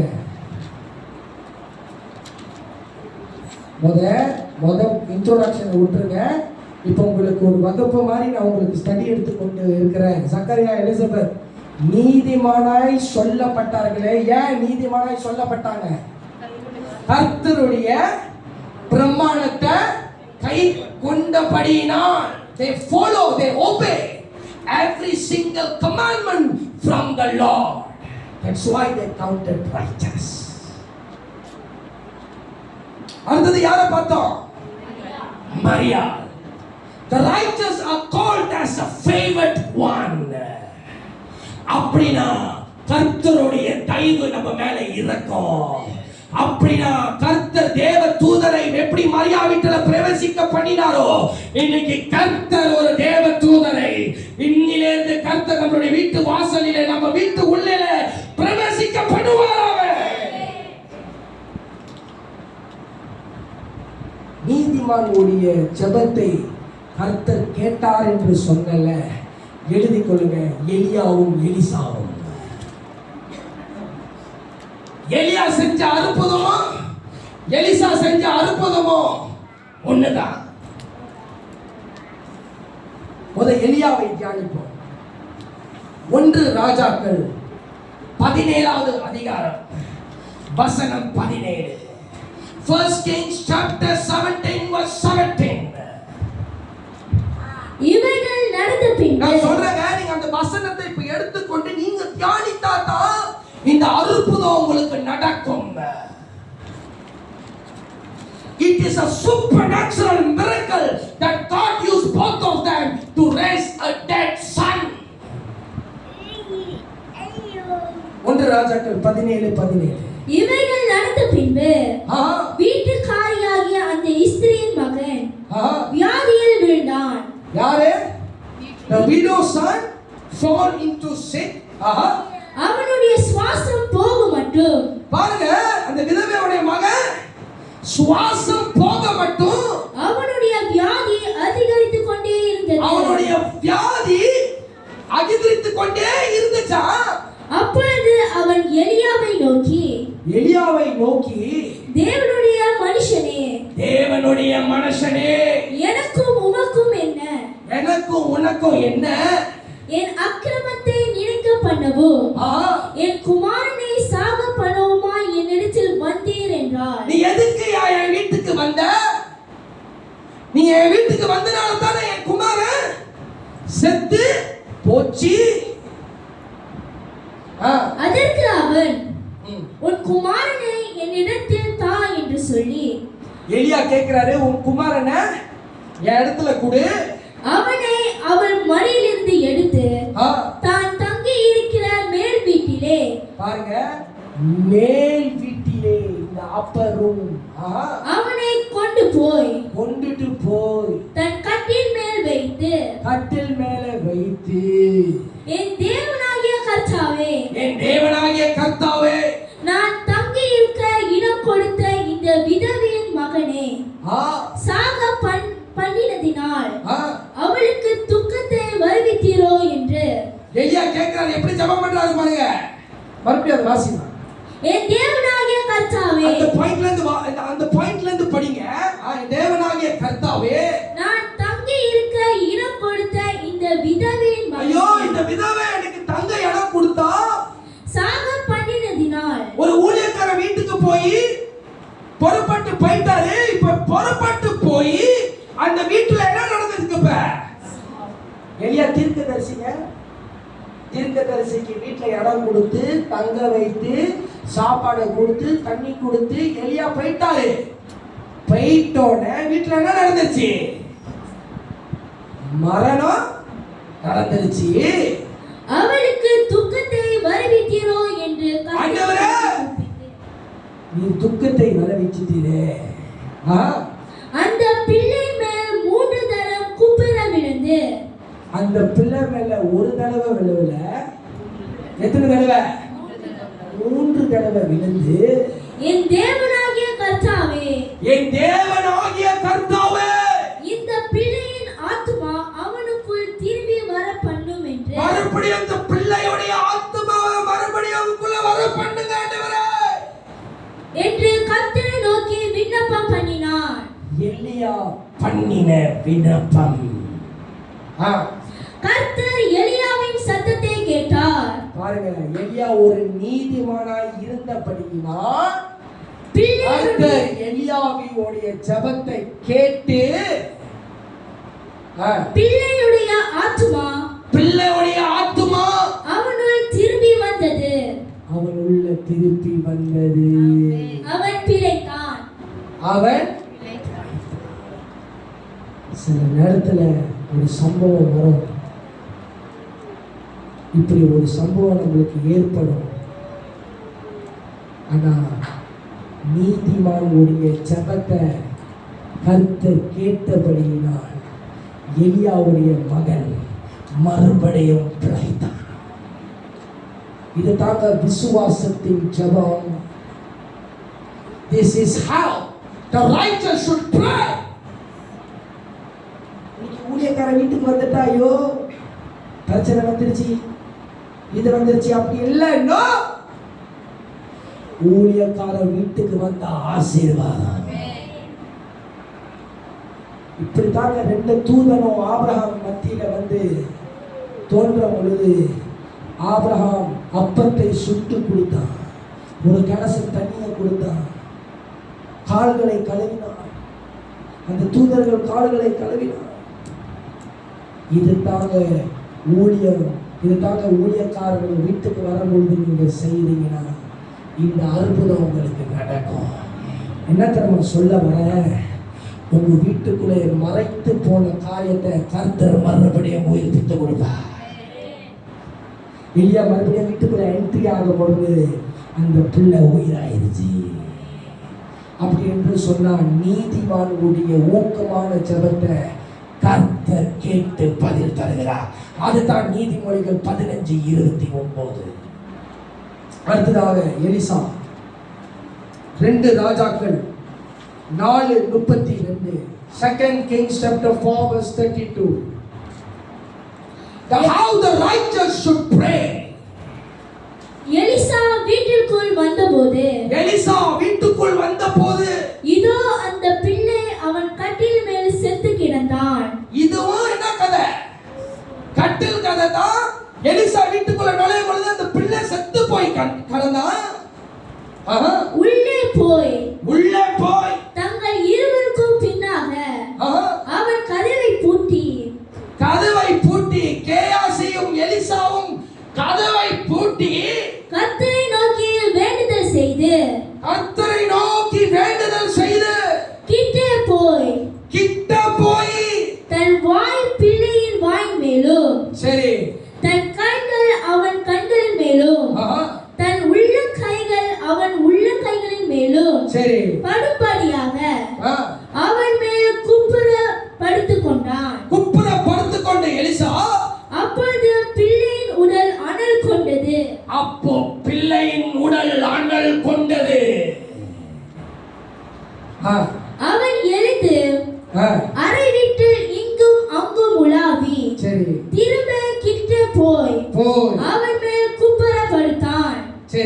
அப்பொழுது அந்த பிள்ளை 7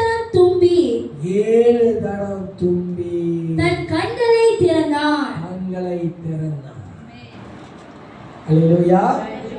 அப்போ எலிசாவும் ஒரு நீதிமானாய் காணப்பட்டார். ஏங்க எலிசா செஞ்ச அற்புதம் நம்ம செய்ய முடியாது? செய்யலாமா? செய்ய முடியாது. இன்னைக்கு நீங்க ஒருத்தருக்கு ஹாஸ்பிட்டல்ல போய் ஜெபிக்கும் பொழுது ஐசியூல இருந்து கர்த்தர் அவங்களை விடுதலை பண்ண வைப்பார முடியுமா? முடியும். God can do that. அடுத்த கேள்வி மட்டும் கேட்க விரும்புகிறேன். இந்த ஒரு வாரமா எத்தனை மணி நேரம் ஜெபித்தீர்கள்? How many hours we pray? Elia is a man of prayer. Elia ஒரு ஜீவன் உள்ளவன். எலிசா ஒரு ஜெப ஜீவன் உள்ளவன். இயேசு கிறிஸ்து ஒரு ஜெபிக்கிற மனிதனாய் காணப்பட்டார். நீங்களும் நானும் இந்த கிறிஸ்துவ ஜீவியத்திலே எத்தனை மணி நேரம் ஜெபித்திருக்கிறோம் இந்த வாரம் முழுவதும்? இப்போ இந்த அற்புதம் கர்த்தர் செய்ய முடியுமானால் நம்ம வாழ்க்கையிலும் கர்த்தர் செய்ய முடியும். எத்தனையோ சிறைச்சாலையில இருக்கிறோம். என்ன சிறைச்சாலை தெரியுமா? மருத்துவமனை சிறைச்சாலை. ஹாஸ்பிட்டல் போய் பார்த்தீங்கன்னா அத்தனை பேர் இருக்கா. இதை செஞ்ச கர்த்தர் தான் அங்கேயும் செய்ய முடியும். எப்ப தெரியுமா? நமக்குள்ள ஒரு புனிதமான ஜெப ஜீவியம் இருக்கணும். அதுதாங்க Enoch walked with God. Enoch கர்த்தரோட சஞ்சரித்தார். ஏனோக் ஒரு ஜெபிக்கிற மனிதன். If you cannot pray 1 hour, ஒரு கிறிஸ்தவங்க 1 மணி நேரம் ஜெபிக்கிறவங்க சத்துனே ஒரு நாள் ஜெபிக்கிறது பத்தாது. எலிசாவும் கேயாசியும் கதவை பூட்டி they pray.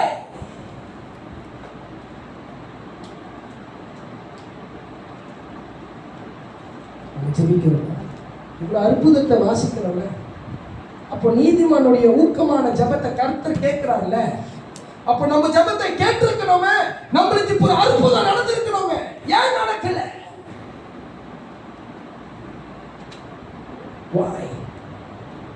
ஒரு காரியத்துக்காக ஜெபிக்கிறோம். இதை விடாமல் ஜெபிக்கிறோம். We keep knocking the door, but the door is not open. Yeah. Why? எலிசாக்கு தெரியுமா? நீங்க அதுக்கு மேல போய் அதிகாரத்தை வாசிச்சீங்கன்னா கர்த்தர் எலிசாவுக்கு மறைத்து வைத்திருவாராம். ஒரு தீர்க்கதரிசிக்கு கர்த்தர் எப்படி வெளிப்படாம பேசுவாரு, எல்லாத்தையும் வெளிப்படுத்தி கொடுப்பார்ல. ஆனா எலிசாக்கு கர்த்தர் மறைத்து வைத்தாரா. சில நேரத்துல கர்த்தர் சில காரியத்தை நம்ம கிட்ட மறைத்து வைப்பாரு. எல்லாமே தீர்க்கதரிசினால சொல்ல முடியாது, எல்லா காரியமும் ஊழியக்காரனால சொல்ல முடியாது. ஏன்னா எலிசாக்கே கர்த்தர் மறைத்து வைத்தாரு. மேல உள்ள அதிகாரமா போய் படிச்சு பாருங்க. God என்ன சொல்றாரு, அந்த இங்கிலீஷ்ல கரெக்டா போட்டிருக்கோம். கர்த்தர் எலிசாவுக்கு முன்பாக எல்லாத்தையும் மறைத்து வச்சுட்டாரு. ஏன் எலிசா வீட்டுக்கு வரும்பொழுது சொல்லிருக்காளே, செத்து போறாங்க, ஏங்க சொல்லல? சொல்லியிருக்கலாமா இல்லையா? நீங்க மேல உள்ள வசனத்துல போய் வாசித்து பாருங்க, மிகவும் சுவாரஸ்யமா இருக்கும் அந்த கதை. God hide from Elisha. ஒரு தீர்க்கதரிசிக்கு எப்படிங்க கர்த்தர் வெளிப்படுத்தாம பேசுவாரு? ஒரு தீர்க்கதரிசினா கர்த்தர் வெளிப்பட்டு பேசுவாரா இல்லையா? பேசுவாருங்க. சில காரியத்தை கர்த்தர் ஊழியக்காரர்களுக்கே மறைச்சு வச்சிருவாரு, நம்மளுக்கு தெரியாது. சில காலம் இருக்கும், சில நேரம் எடுக்கும், சில டேஸ் ஓவர் நைட்டா இருக்கும். ஒருவேளை நீங்க கர்த்தர் வெளிப்படுத்தணும் என்று சித்தம் பண்ணி கொடுத்தாரா வெளிப்படுத்தி கொடுப்பாரு, இல்லைன்னா அது வருஷ கணக்கத்திலே அது தாமதமாயாகும். அப்போ அந்த ஊழியக்காரர்கள் ஜெபிக்கணும், சபை குடும்பத்தார்கள் நீங்களும் நானும் ஜெபிக்கணும். இப்போ ஒரு ரிவைவல் வரப்போகுது, ஒரு எழுப்புதல் வரப்போகுது, 100 பேர் கர்த்தர் சபையில சேர்க்க போகிறார் என்று சொல்லிட்டா சொன்னா செஞ்சிருக்கணும்ல. ஏன் டிலே ஆகுது? அப்போ இந்த பட்டணத்துல ரிவைவல் வரணும்ல. ஏன் 30 வருஷமா காத்திருக்கிற ஒரு ரிவைவலும் பாருங்கள. Why God has to delay? சில காரியத்தை கர்த்தர் டிலே பண்ணுவார். Not all things God will do in time. Not all things God will reveal on that day. எல்லாத்தையும் அந்த நாளில் கர்த்தர் வெளிப்படுத்த மாட்டாங்க. When I read this story, there where the Lord speak, not everything I will reveal to you on that time. தீர்க்கதரிசினால அந்த நேரத்தில் வெளிப்படுத்தி கர்த்தர் வெளிப்பட விட மாட்டாரு, எல்லாத்தையும் மறைச்சு வச்சுருவாரு. He will talk. ஆனால் சில காலம் வரும், அந்த டைம்ல கர்த்தர் ரிலீஸ் பண்ண வைப்பாருன்னா வெளிப்பாடுக்குள்ள கர்த்தர் கொடுப்பார். அப்பனா அந்த ஆசீர்வாதத்தை கர்த்தர் அன்லாக் பண்ணிடுவாரு. That's why Noah was counted as righteous. எல்லாம் வரப்போகுது, flood waters அடிக்க போகுது. யாங்க கர்த்தர் நோவா குடும்பத்தை மட்டும் காப்பாற்றணும்? Because அந்த காலத்துல Noah was found righteous. Noah நீதிமானாய் காணப்பட்டதுனால நோவாவும் காக்கப்பட்டான், நோவாவுடைய குடும்பத்தையும் காக்கப்பட்டான். நோவாத்து மட்டும் கர்த்தர் காக்கப்படலங்க, மிருகத்தையும் கர்த்தர் காத்தாரு. அப்போ எவ்வளவு இறுக்கமுள்ள தேவன் அவரு. அப்படிப்பட்ட தேவனை தான் நம்ம சேவிக்கிறோம். அவர் நீதிமானாய் இருக்கிறபடியினால் நீங்களும் நானும் நீதிமானாய் ஆக்கப்படுகிறோம். நான் சொல்றேன், இந்த அற்புதத்தை கர்த்தர் செஞ்சாருன்னா ஒரு நீதிமானுக்கு கர்த்தர் செய்ய முடியும்னா நான் விசுவாசிக்கிறேங்க, இன்னைக்கு கர்த்தர் செய்ய முடியும். நம்ம நீதிமானாய் நடக்க கட்டுக்கணும். நீதிமானாய் நடக்க பழகிக்கணும். நீதிமானுக்கு அடுத்த ஒரு வார்த்தை என்ன தெரியுமா? உத்தமன். Walk in righteous, walk in blameless life. மனுஷங்க நம்மளை எத்தனை வாட்டி குற்றப்படுத்தினாலும் பரவாயில்லைங்க, இட்ஸ் ஓகே. ஆனா கர்த்தர் சொல்லணும், எனக்கு முன்பாக நீ ஒரு blameless லைஃபா வாழ்ந்திருக்கிற. That report itself is a good report from the Lord. அதுதாங்க நீதிமானுக்கு தேவை. நம்மளை எத்தனை பேர் சொல்லிட்டு போட்டோம், என்ன வேணாலும் சொல்லிட்டு போட்டோம், I don't care. But my master has to tell that I walk in a blameless life. கர்த்தர் சொல்லட்டோங்க. ஆமா தானே? We don't need man's evaluation. We need God's evaluation. அப்படிதாங்க கர்த்தர் நோவாவை பார்த்து சொல்றாரு, you have counted righteous before me, Noah. That's why I saved you. அதோட காத்துக்கொண்ட, உன் குடும்பத்தை காத்துக்கொண்ட, மிருகத்தை காத்துக்கொண்ட. நீதிமானாய் நடக்க பழகிட்டீங்கன்னா நீதி என்கிற ஒரு கிரீடம் நம்ம மேல வைக்கப்படும். பாவத்தை செய்கிறதுக்கு விலகி ஓடுகிறதான் நீதிமான். துணிகரமாய் இன்னைக்கு ஒரு பாவம் செய்து நாளைக்கு அதே பாவத்துல விழுந்து விழுந்து செஞ்சீங்கன்னா அது நீதிமானுக்கு அர்த்தமே கிடையாது. நீதிமான் என்கிற ஒரு வஸ்திரம் கரை பற்றுச்சு தான் அர்த்தம். பைபிளை வாசித்து பாருங்க. நீதிக்கு ஒரு கிரீடம், நீதிக்கு ஒரு வஸ்திரம் உண்டு. We must live a blameless life. எப்படி சக்காரியாவும் எலிசபெத்தும் கர்த்தருக்கு முன்பாக உத்தமனாய் நடந்தபடியினால் ஒரு நல்ல செய்தி அவர்களுக்கு வந்தது. மரியாளுக்கு ஒரு நல்ல செய்தி, எலியாக்கு எலிசாக்கு நீதிமான் ஊக்கமான ஜெபத்தை கர்த்தர் கேட்டபடியினால் the sun become live again. எத்தனை மணி நேரம் ஜெபம் பண்றதுதானங்க முக்கியம். ஒரு வசனம் இல்லாம ஜெபம் இல்ல. வசனத்தை வைத்து ஜெபிக்கும் பொழுதுதான் அது உயிர்.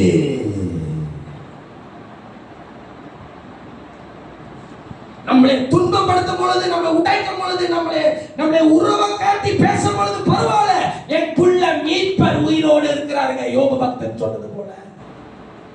அதுதாங்க யோபு 19:25 வசனம் சொல்லுது, as long my redeemer lives. எத்தனை பேர் சொல்ல முடியும் என் மீட்பர் உயிரோடு இருக்கிறார்?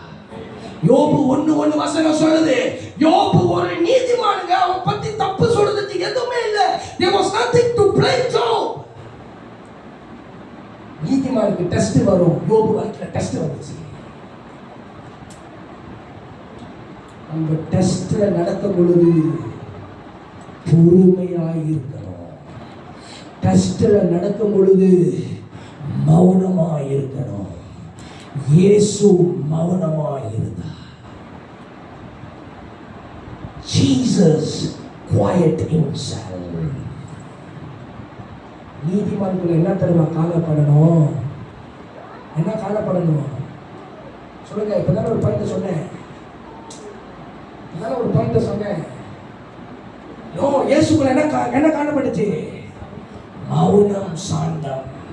அதே மாதிரி நீங்களும் நானும் நீதிமானா நமக்குள்ள என்ன காணப்படணும்? மௌனமும் சாந்த குணமுமாய் இருக்கணும். மௌனமாய் இருந்துட்டோம்னா சகலத்தையும் ஜெயமாய் கர்த்தர் முடிச்சு கொடுப்பார். அல்லேலூயா. எழுப்பி நிற்கலாம் எல்லோரும். 112வது சங்கீதத்தை இந்த 9 பாயிண்ட்டும் டிக்ளேர் பண்ண போறோம். We going to declare the righteous shall not be fear of bad news. Hallelujah. எல்லாம் உரைந்த சத்தத்தோடு வாசிங்க. Let it go on live அம்மா.